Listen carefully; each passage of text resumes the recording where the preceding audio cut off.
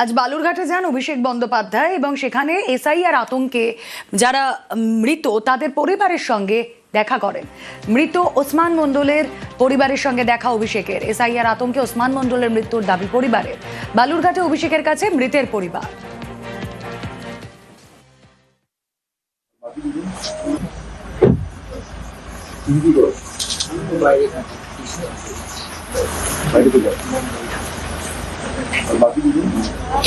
উত্তর দিনাজপুরে একাধিক মানুষ আতঙ্কের পরিবেশের মধ্যে আত্মঘাতী হতে বাধ্য হয়েছে।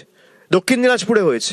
আমি আসার আগে এখানে ওসমান মোল্লা বলে একজন রয়েছে, কুমারগঞ্জের বাসিন্দা, বলে এমন ভাবে ওরা ভয় দেখিয়েছে, তার পরিবারের, তার স্ত্রী, তার ছেলে আমাকে বলছে যে আমরা বুঝিয়েও আটকাতে পারলাম না। কিসের এত ভয় দেখাচ্ছেন? কাকে ভয় দেখাচ্ছেন? ভয় দেখিয়ে আপনারা নির্বাচন জিতবেন? মানুষকে কোনোদিন ভালোবেসে পাশে টানতে, কাছে টানতে পেরেছেন?